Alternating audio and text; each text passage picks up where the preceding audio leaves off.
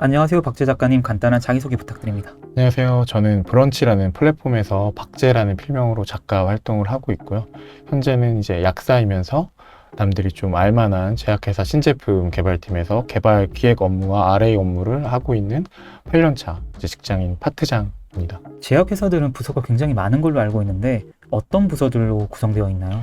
제약회사들은 말씀하신 것처럼 정말 많은 부서들이 있는데 제약회사의 어떤 정의부터 먼저 말씀을 드리면은 이제 의약품, 의료기기, 건강기능식품 등을 생산하고 판매할 수 있도록 허가를 받은 회사를 말합니다. 이제 앞으로는 의약품으로 좀 통일해서 말씀을 드릴게요. 그래서 그 의약품을 생산하고 판매하는 목적에 맞게 조직되어 있습니다. 그래서 그 흐름대로 부서의 업무를 설명하는 게 좀 이해하시는데 편할 거라고 생각해서 그렇게 말씀을 드리도록 할게요. 먼저 신제품 개발 또는 신약 개발팀에서 의약품을 기획하고 개발하는 검토 업무를 진행을 하고 그 이후에 연구소의 연구원들이 실제로 이 약을 만들어 보고 또는 연구를 진행하게 됩니다. 그 이후에 비임상 또는 임상팀에서 비임상 시험과 목적에 맞는 임상 시험을 진행을 하고 그다음에 다시 신제품 개발, 이쪽 개발팀에서 의약품을 허가를 받습니다. 그 이후에 허가받은 의약품을 마케팅해서 판매하고 그 판매하는 의약품을 공장에서 생산하게 됩니다. 실제로 환자들이 의약품을 사용하고 난 이후에도 또 안전성 문제나 이런 것들이 발생할 수 있기 때문에 PV팀에서 사후 관리를 하게 됩니다. 그 외에도 IT나 인사팀, 특허팀, 법무팀 등이 의약품을 생산하고 판매하는 업무들을 좀 도와주는 그런 부서로서 존재를 하고 있습니다. 신제품 개발 업무도 하셨고 RA 업무도 하셨는데 각각의 업무 내용이 궁금합니다. 신제품 개발 업무는 어떤 일을 하나요? 먼저 신제품 개발 업무를 말씀드리겠습니다. 의약품은 이제 크게 신약 외 자료 제출 의약품, 제네릭 의약품, 일반 의약품 등이 있는데 신약 외 다른 의약품들 전반의 어떤 개발을 담당하는 부서라고 생각을 하시면 될 것 같습니다. 그래서 보통 이제 제약회사의 주요 매출원들이 이런 제품들에서 나오고 있기 때문에 왜냐면 신약에는 제약회사 파이프라인이 많아도 한 5에서 10개, 10에서 20개 정도밖에 없어요. 그래서 대부분의 매출이 신제품에서 나오기 때문에 제약회사에서 아주 중요한 부서고 또 머리 역할을 담당하고 있다고 생각을 하시면 될 것 같아요. 왜냐면은 의약품을 개발하는 데 있어서 회사도 ROI를 따져야 하니까 비용이 중요한데 어떤 허가 요건을 가지고 식약처에서 의약품을 허가받느냐에 따라서 제약회사가 투자해야 되는 비용들이 많이 달라지게 됩니다. 이제 그런 허가 요건들과 시장의 트렌드 이런 것들을 좀 종합적으로 보고 어떤 의약품이 우리 제약회사에서 개발할지를 판단하고 검토하고 그리고 최종적으로는 판매할 수 있는 허가를 획득하는 것까지의 과정을 관리하기 때문에 그런 업무를 하는 좀 중요한 부서라고 생각하시면 될 것 같습니다.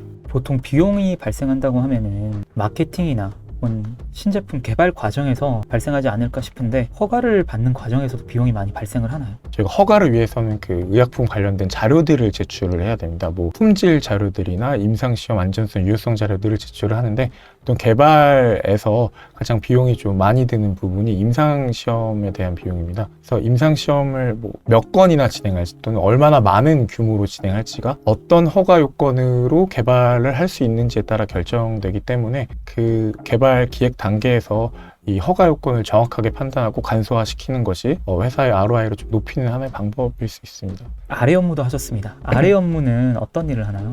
이제 RA를 좀 풀어서 말씀드리면 이제 레귤레터리 어페어인데 규제기관과 관련된 전반적인 업무를 RA 업무라고 보시면 됩니다. 제약 산업뿐만이 아니라 화학이나 식품 이런 쪽에서도 규제기관과 관련된 업무를 하기 때문에 거기에서도 사용하는 용어인데 특히나 제약 산업에서 좀 더 많이 사용되는 이유는 이제 의약품이 생명과 연관되기 때문에 규제기관의 어떤 규제를 많이 받습니다. 그래서 그 규제들을 잘 따라서 허가를 받고 승인을 받는 게 되게 중요한 일이기 때문에 제약회사에서 RA라는 용어를 많이 사용하고 구체적으로 말씀드리면 허가를 받기까지의 그 식약처에서의 자료를 제출하고 대응하는 업무 그리고 허가 후에 변경이 생겼다거나 아니면 어떤 문제에 의해서 회수를 해야 된다거나 하는 관련된 업무들을 진행하는 업무가 RA 업무라고 생각하시면 될 것 같습니다. RA 업무도 해보셨고 신제품 개발 업무도 해보셨는데 일을 하시면서 힘들었던 적도 있었을 것 같습니다. 좀 어려웠던 점이나 힘들었던 점이 있었을까요? 사실 이제 개발 업무가 반복적인 업무가 아니라 어떤 창의적인 어떤 생각을 가지고 진행해야 되기 때문에 사실 일하는 데 있어서 좀 재밌는 부분도 되게 많이 있어요. 그렇지만 어려운 점이라고 하면은 어떤 회사의 어떤 정해진 기간과 목표가 있는데 그 목표에 창의적인 생각을 하지 못해서 좀 부합되지 못한 그런 왜냐면 기획 단계에서 모든 부서들이 겪는 뭐 어떤 산업군이나 일이라고 생각이 드는데 그런 이슈가 있을 수 있을 것 같고, 특별하게 말씀을 드리면 제약회사 입장에서 이제 규제기관과 많은 업무를 하기 때문에 사실 이제 회사에서는 좀 어떤 니즈를 가지고 이런 제품을 괜찮다라고 생각을 하는데, 이제 규제기관 입장에서는 이거를 굳이 왜 해야 되냐라는 좀 논란이 좀 생길 수 있는데, 디베이트가 생길 수 있는데, 그럴 때 좀 되게 설득하고 이렇게 포장하고 이런 점에 있어서 좀 많이 노력이 필요한 그런 과정이 있긴 합니다. 이렇게 여러 가지 업무를 하시다 보니까 그 팀에도 들어가셔가지고 TFT의 경험이 있다고 제가 들었는데, 제약회사의 TFT는 보통 어떤 일을 하나요? 이제 아시는 것처럼 TFT가 목적을 가지고 여러 부서에서 임시적으로 조직된 팀이기 때문에 사실 그 목적에 맞는 일을 TFT가 하고요. 제약회사라고 특별할 건 없습니다. 그래도 구체적으로 뭐 제가 최근에 참여했던 TFT를 말씀드리면은 뭐 중동이나 해외 진출을 위해서 기존에 가지고 있던 의약품들을 어떻게 자료들을 구성할지 뭐 이런 업무를 하는 TF에 참여를 했었고, 또 최근에는 또 AI 시대다 보니까 이제 회사의 AI 트랜스포메이션을 위해서 TF가 조직되어서 지금 거기에 참여하고 있습니다. AI가 제약 바이오에 적용되면은 좀 어떤 식으로 적용이 될까요? 가장 유망하게 보는 거는 신약 개발 쪽인데요. 이제 사실 신약은 완전히 새로운 물질을 만드는 거기 때문에 기존에 없는 어떤 물질을 찾는데 되게 많은 시간이 소요돼요.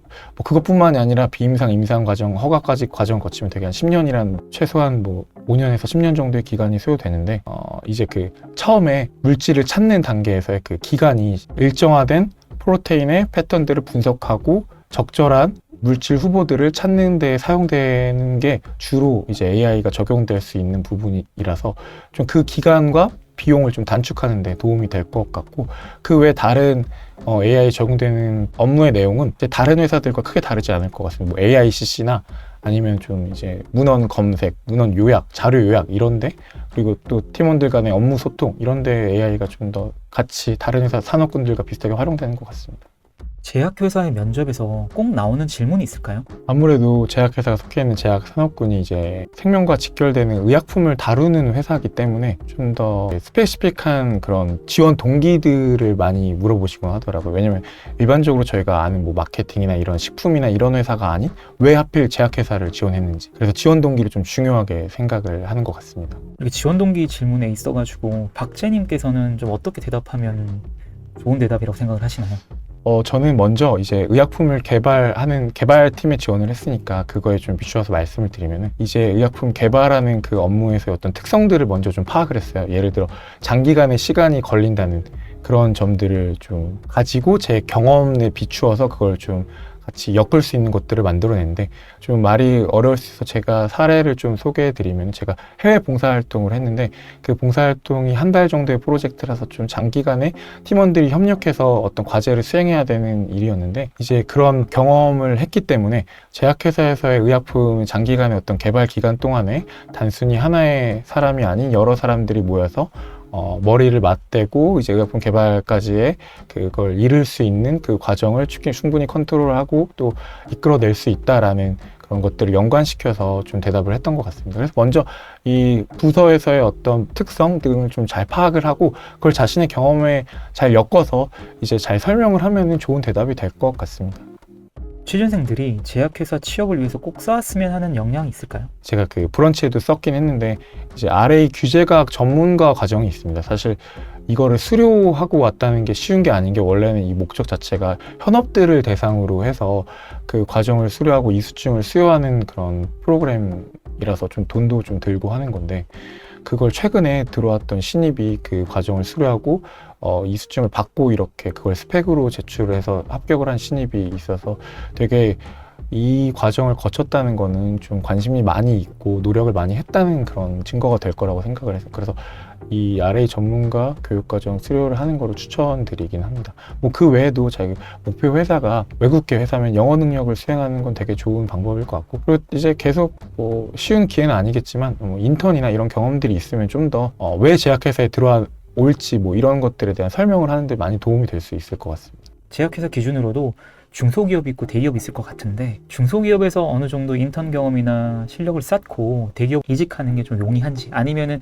처음부터 좀 대기업을 바짝 준비해가지고 대기업을 노리는 게 더 맞는지, 대기업에 가고 싶어하는 지원생이 갖고 있는 딜레마인데 좀 어떻게 생각하실까요? 우선 그 제약회사에서 여러 부서가 있기 때문에 다른 뭐 마케팅이나 이런 공장 이쪽이 아니라 좀 제가 속해 있는 개발팀의 입장에서 먼저 말씀을 드리면은, 사실 이제 보통 뭐 반도체나 자동차 이런 데는 중소에서 대기업으로 넘어가는 게 쉽지 않다고 알고 있어요. 그런데 물론 제약회사에도 당연히 그런 부분이 있겠지만 좀 이제 그것보다는 중소 회사에 먼저 취직을 하는 것도 괜찮다라고 말씀을 드리고 싶은 거는, 그 회사에서 어떤 프로젝트를 하느냐가 되게 중요하다고 저는 생각을 합니다.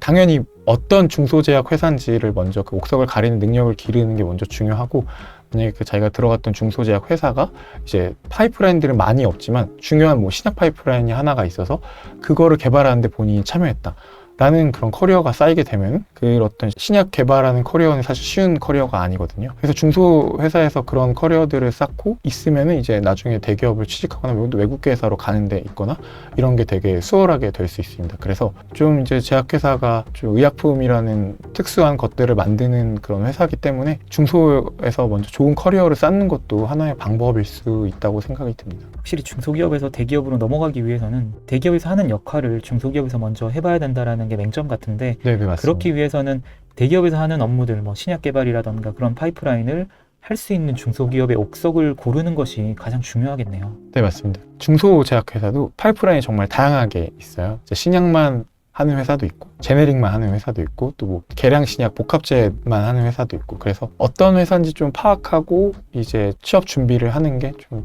중요하다고 생각이 듭니다. 만약에 중소제약회사에 먼저 들어갈 계획을 하고 있다면요. 옥석을 가리는 좀 팁도 있을까요? 사실 이제 요즘에는 그런 기업 공개가 다 잘 돼 있어서 어떤 파이프라인을 가지고 있는지까지 이런 것들은 찾기가 사실 어렵진 않거든요. 다만 이게 어떤 의미를 가진지는 모를 수 있어요. 그래서 저도 그렇긴 하지만 좀 제약회사나 의약품 개발 단계나 판매 이런 것들을 좀 공부를 좀 해서 그런 보는 눈을 기르면은 좋을 것 같긴 합니다. 그거의 가장 큰 방법은 인턴 활동이기도 하고요. 지금 말씀해주신 내용들이 굉장히 전문적이고 구체적이긴 한데, 이러한 내용들이 브런치에 더 많이 담겨 있다고 제가 들었습니다. 브런치에 대한 소개도 간단하게 해줄 수 있나요? 저는 한 딸아이의 아빠, 그리고 약사, 제약회사에서 근무하는 파트장, 이렇게 좀 세 가지 컨셉을 가지고 브런치에서 글을 쓰고 있습니다. 그래서 약사 관련된 의학적인 지식들도 브런치로 작성을 하고, 그리고 제약회사에 대한 전반적인 업무 흐름이나 이런 내용들, 부서 소개 이런 것들도 있기 때문에 브런치에 방문하시면 그런 정보들을 얻고 취준하는 데 좀 도움이 될 수 있을 것으로 생각을 합니다.